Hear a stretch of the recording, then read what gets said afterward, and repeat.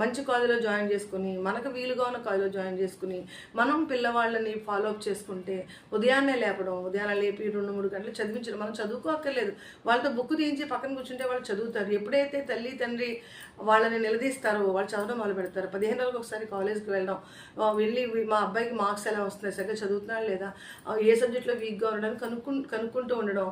అలాగే నెలకొకసారి కాలేజ్కి వెళ్ళడం, అన్నీ కనుక్కోవడం, ఉదయాన్నే లేపడం, రాత్రి ఎర్లీగా ఇంటి దగ్గర మళ్ళీ రాత్రి ఉండేప్పుడు చదివించడం. ఇలా మీరు గట్టిగా పట్టుకుంటే మీ పిల్లవాడికి ఏ కార్పొరేట్ స్కూల్స్ అవసరం లేదు. అంతేకాకుండా ఇప్పుడు మనకి యూట్యూబ్లో, ఫోన్స్లో మనకి ఏ టాపిక్ కావాలంటే వాడికి ఏ కంటెంట్, కాలేజీలో ఏ కంటెంట్ ఉంది ఆ కంటెంట్ని వాళ్ళు చక్కగా యూట్యూబ్లోకి వెళ్ళి లేకపోతే గూగుల్లోకి వెళ్ళి వాళ్ళు సెర్చ్ చేశారనుకోండి, ఆ కంటెంట్ చెప్పే లెక్చరర్స్ ఎంతోమంది కనిపిస్తారు. ఆ లెక్చరర్స్ వాళ్ళు విని అలా కూడా నేర్చుకోవచ్చు. కాలేజీలో ముఖ్యంగా గవర్నమెంట్ కాలేజెస్ ఇప్పుడు ఎంతో బాగా డెవలప్ చేస్తున్నారు. చాలా బాగా అక్కడ కాలేజెస్లో అన్ని రకాల ఎక్విప్మెంట్స్ ఉన్నాయి, ల్యాబ్స్ ఉన్నాయి, లైబ్రరీస్ ఉన్నాయి, బోర్డంత స్టాఫ్ ఉన్నారు గవర్నమెంట్ కాలేజెస్లో. కాలేజెస్కి ఒకటి ఫస్ట్ మీరు గవర్నమెంట్ కాలేజెస్ మీద, కార్పొరేట్ స్కూల్ మీద ఉన్న నమ్మకాన్ని అంటే కార్పొరేట్ స్కూల్స్లో అయితేనే చాలా ఎంతో పెద్ద పొజిషన్కి వెళ్ళిపోతారు అనుకోవద్దు.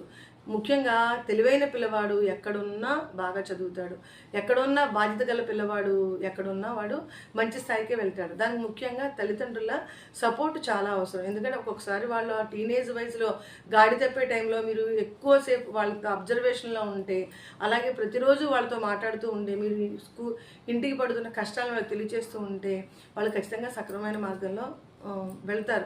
కానీ మీరు అవేమీ ఆలోచించకుండా తలగమించిన భారాన్ని నెత్తిన పెట్టుకుని టైంకి స్కూల్కి ఫీజు కాలేజ్కి ఫీజు కట్టలేక పిల్లల్ని అవమానపరిచారనుకోండి, వాళ్ళు మొత్తానికి వాళ్ళ ఎడ్యుకేషన్ పాడైపోతుంది.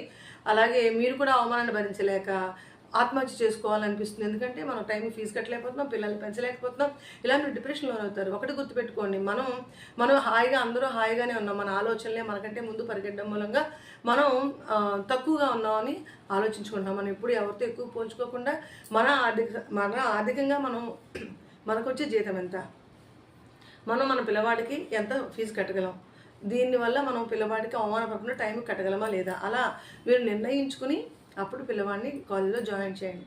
అంతే తప్ప ఎవరో మాటలు విని అంటే భారమైన ఫీజులకు మాత్రం మీరు ఆ జోలికి వెళ్ళొద్దు. ఎట్టి పరిస్థితుల్లో ఇది మంచి నిర్ణయం తీసుకోండి. అంటే గొప్పలకి పోయి అప్పుల పాలు మాత్రం అవ్వద్దు. పిల్లల చదువులు మధ్యలో ఆగిపోకూడదు. అందుకని మనం మంచి నిర్ణయమే తీసుకుని పిల్లలకి అర్థమయ్యేలా చెప్పి మంచి కాలేజీలో, పిల్లలకు దగ్గరలో, మీకు దగ్గరలో అందుబాటులో ఉండే కాలేజీలో జాయిన్ చేయండి.